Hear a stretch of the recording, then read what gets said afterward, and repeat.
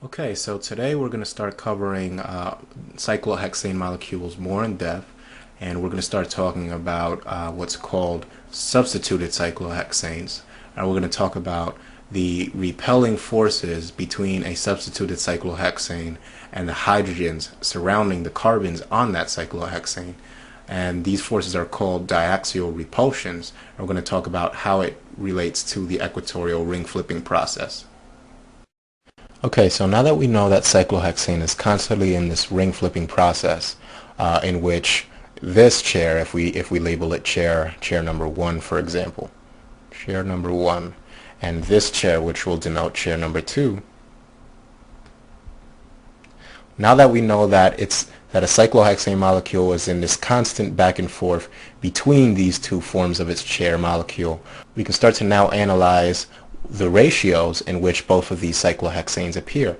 And on unsubstituted cyclohexanes, meaning that there is nothing but hydrogens attached to each carbon of the cyclohexane molecule, we will see equal 50-50 ratios of the presence of both of these chairs in the ring flipping process. What happens though if we start to deal with what's called in organic chemistry monosubstituted cyclohexane chairs? And the name tells you everything that you need to know about what that is. Mono means one, and substituted just means any carbon that has something other than a hydrogen attached to it on the cyclohexane molecule. If we start to look at the ratios during the ring flipping process for substituted cyclohexane molecules, then we're going to see that it starts to change. What I mean by that is if I put a methyl group on this hydrogen, on this axial hydrogen instead of the hydrogen that was originally there, and you can substitute it with anything. It doesn't have to be a methyl group. It could be a bromine or a ethyl or a butane. But yeah, if I substitute it, what we're going to start to see is that, assuming that we label this as the first carbon right here, depending on where we count from, whether we count from right to left or from top to bottom, we will see that there are two spots on the cyclohexane molecule that can be considered the third carbon. And each of those third carbons has an axial hydrogen attached to it.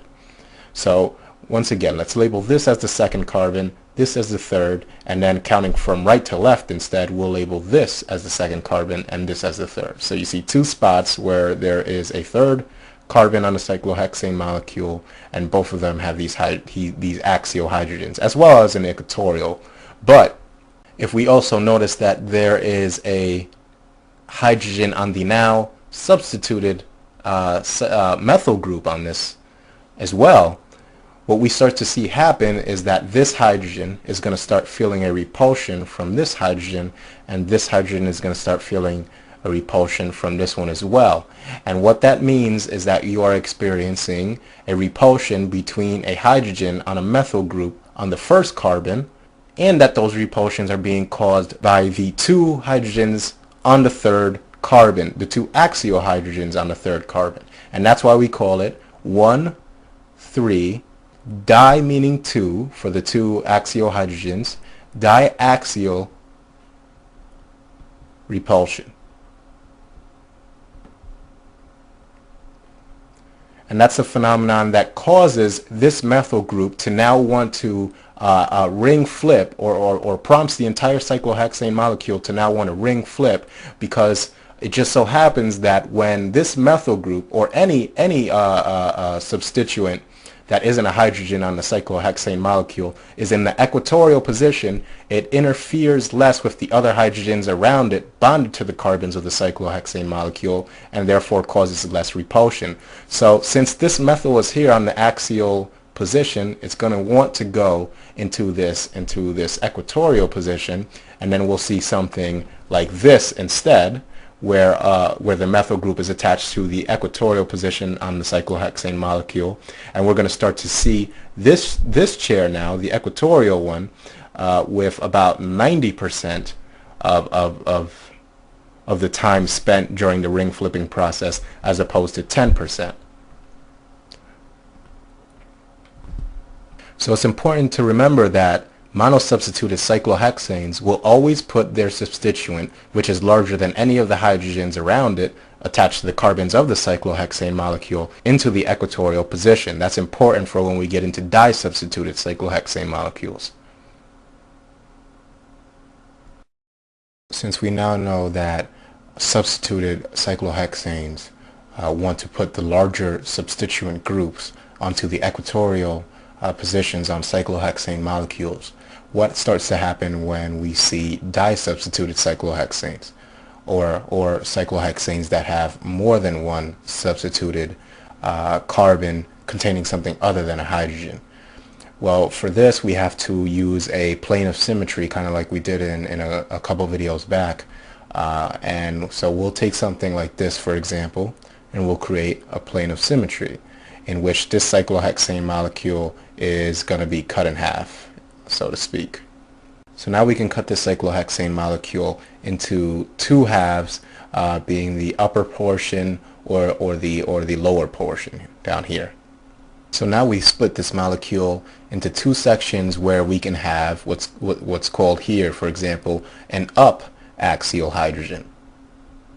Up axial, or we can have a up equatorial, because it's coming out of the plane of this barrier that we just made to split them. Can be an up equatorial, or this right here can be a down equatorial, right?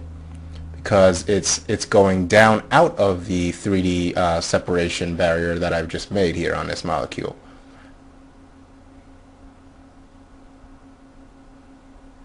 Depending on whether or not the substituents are all on the same plane, whether they be axial or equatorial, we refer to them, and this is a little bit of nomenclature, we refer to them as either being cis or trans. Cis meaning on the same side, and trans meaning on opposite sides of the plane that I've just created on this molecule. What do I mean by that? It means that, let's say we have a methyl group here. We write a CH3 here, represent a methyl group on this carbon here. And let's say that we have a methyl group here as well on this equatorial hydrogen here. So we'll draw another CH3. Both of these substituents are considered going up, even though one is axial and the other is equatorial. Both of these are coming out of the plane, upwards out of the plane that we just drew on this molecule. So these two substituents on the cyclohexane molecule would be considered cis to each other. Cis. If we had, and now I'm gonna switch colors for a second. If we had, for example, one CH3 here on this part of the hydrogens on the cyclohexane molecule, and we had another substitution here, we'll draw another CH3. These are also cis, but they're cis down.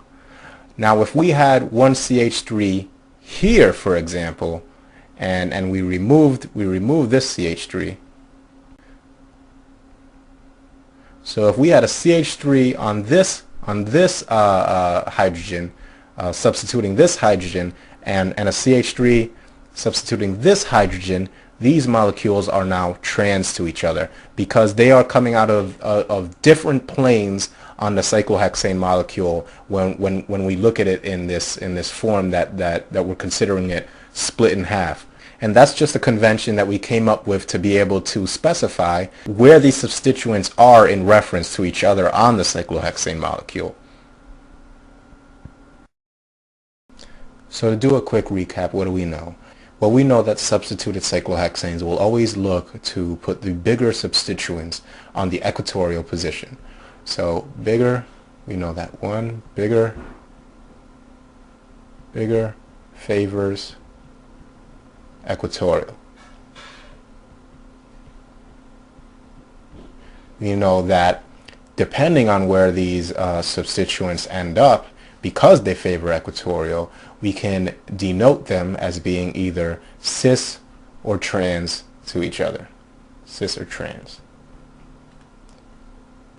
And so with this information, we can start to name cyclohexanes or substituted cyclohexanes by their names alone. So if I were to tell you that I want you to tell me what a molecule named I don't know, trans, let's do trans 1,1-butyl 3-methyl cyclohexane.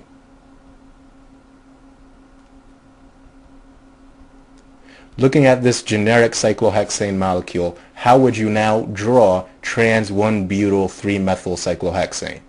Well, the first thing that you should ask yourself is which one of these carbons contains the bigger substituent.